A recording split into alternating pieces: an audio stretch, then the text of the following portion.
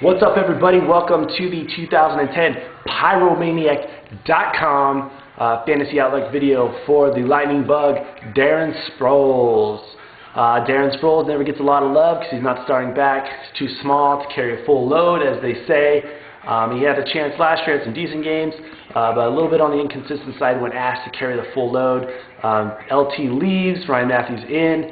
Sproles should maintain his third down duties, also be relevant in the kick game, in the return game.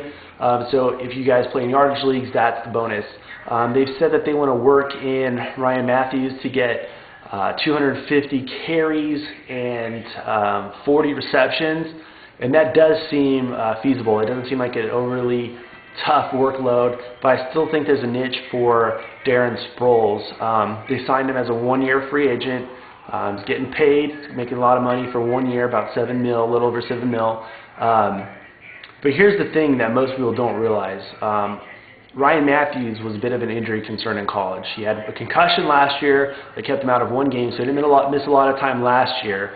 But the NFL is cracking down on concussion, so that could come into play if he does suffer concussion. The year before, he suffered a leg injury and missed, I think, 3 to 5 games. I can't remember exactly, but I know he missed time.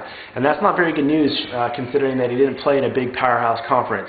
So if he struggled to stay healthy against the likes of New Mexico State and Idaho State, what's he going to do against NFL talent? Now, I know that any guy can get hurt at any given time, but I just think it's something to be wary of for those that are very high on Matthews.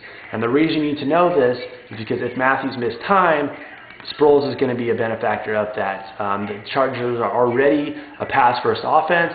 That should continue. They need to get their offensive line worked out, the offensive line situation worked out. The good news is that it can't play any worse than it did last year.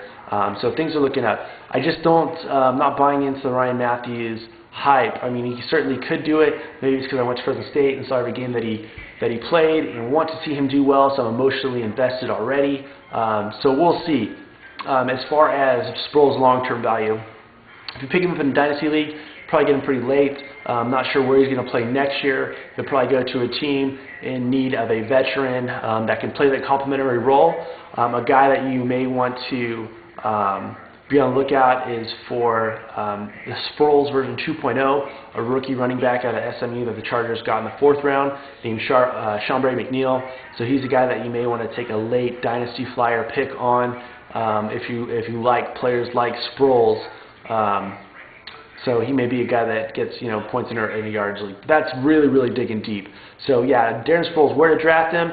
I wouldn't pick him too high, but as a running back 3 or running back 4, and anywhere from the 9th to 11th rounds in 12-team drafts, is a pretty fair value for him. And like I said, he could outperform that draft position at any time if Ryan Matthews does miss time. So it's a pretty safe pick. You're not going to have to spend a lot to find out what he can do for you, and we all know that he is capable of having a big game and is dynamite out of the backfield. So keep all that in mind for Darren Sproles.